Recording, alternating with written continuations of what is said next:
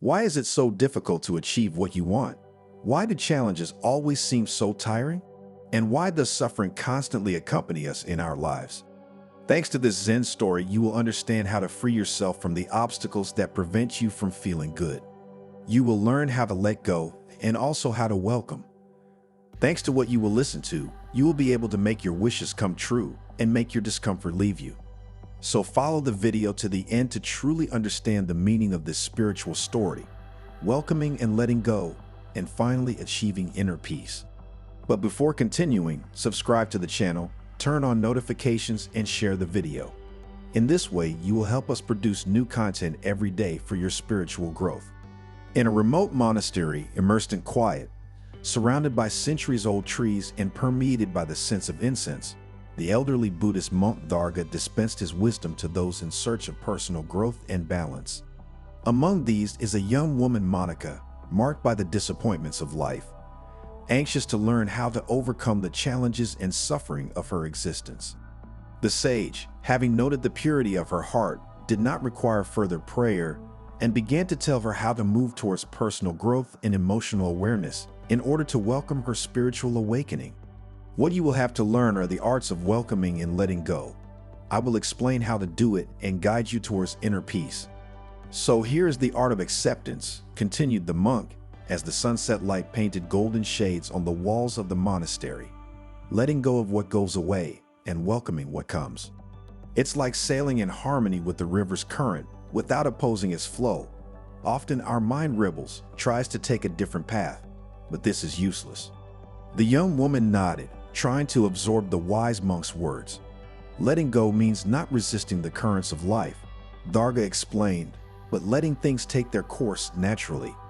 Resisting change is like trying to hold water in your hands, a vain struggle that will exhaust us needlessly.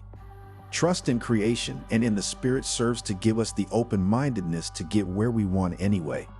We must not get stubborn or lack confidence. In this way, we will be the spoke in our own wheels. We must allow ourselves to continue, even on a path we would not have chosen. Fighting won't help, but accepting what comes from life will lead us to achieving our personal goals with less effort.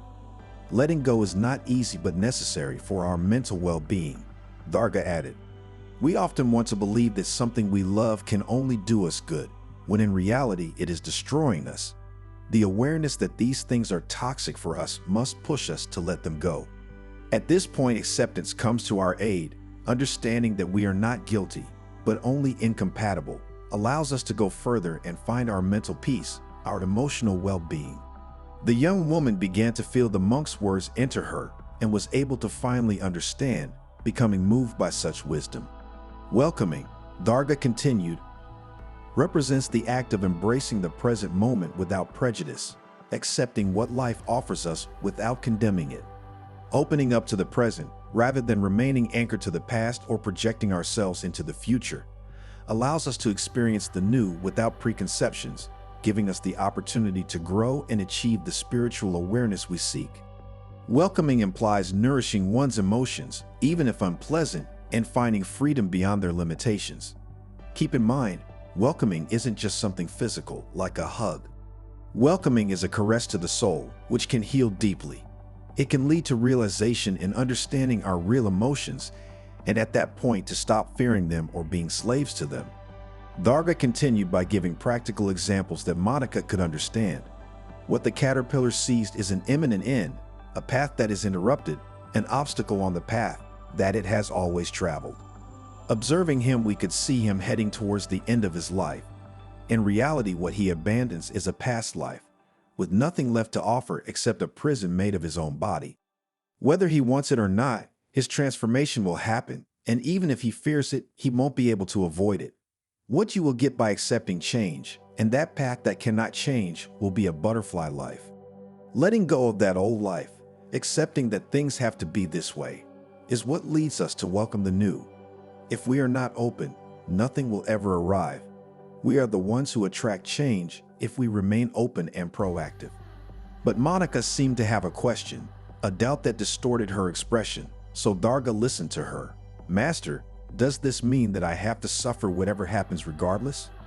Don't make the mistake of thinking this, replied the sage. Accepting does not at all imply giving up or becoming subservient to life. On the contrary, choosing to give life more control makes us the masters of our own destiny.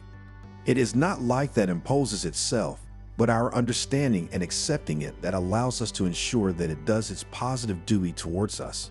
It is the perspective that must change. Life is not bad, but we will inevitably encounter difficulties, and it will be our way of dealing with them, of accepting them, that will allow us to transform them into an experience useful for our inner growth. Accepting is like the wave that bends upon contact with the immobile rock, aware that it cannot change it but can shape its path to find a harmonious way. Being like the leaf that follows its destiny in the river water, flowing without opposing the current, aware that true freedom lies in acceptance is not resignation, but the discovery of the secret to inner peace. It can be scary to lose something, but it is not a real loss, rather the awareness of having lived convinced that we possess something, while all we have is ourselves. We fear emotional emptiness, being alone, but human beings must stop clinging to things or people out of fear. The leaf is destined to fall no matter how hard it clings to the tree. It is in his fall that he will discover that the real journey begins along the course of that river. Remaining clinging to the tree had prevented her from seeing beyond. We want to hold on to a love that seems over, a friendship that has seen us betrayed. Instead of letting go, out of habit or fear, we hold on to those people at the expense of our own dignity. If someone wants to stay, they stay. You cannot control someone's affection, but you can respect your own eye. Think of a sick person, one of those who suffers a lot and knows they cannot recover. On the day of his passing, we are desperate, selfish, wanting to keep him with us again. This is not the form of love that person deserves. If we loved her, what she deserves is to be let go, with no more pain, finally at peace. Accepting this will be difficult. Understanding that seeing him suffer in order to keep him with us was wrong will help us to let go, knowing that we truly loved until the end. We hurt ourselves more by holding back, and we also do it to others. Accepting things that we cannot change and committing ourselves to those that depend on us can only elevate our spirit. We often try to achieve objectives imposed by society in the belief of achieving material security, house, nice cars, years of sacrifice and anxieties to realize that we don't care much. We must understand that the security we need lies within us and not in material conventions. I remember Pietro. He was obsessed with security through success. Despite his efforts, he was never satisfied, like a bird that, despite having strong wings, found itself locked in a golden cage. Only when he opened his eyes and realized that the key to peace was in his heart, Peter was finally able to break the chains of his mental prison and fly free. Change is natural, not a risk but a series of possibilities. Let's welcome him, because fear of him would undermine our mental balance. Monica said goodbye to the monk who entrusted her with a small bonsai, explaining that to see it grow she would have to accept its times, prune it of the dried leaves, and take care of it day after day. One day the woman who had learned the arts taught by Darga saw her plant full of sprouts. Where he had cut off the dry leaves, new life was now born, a new step towards rebirth, without fear of cutting off what was necessary to let go.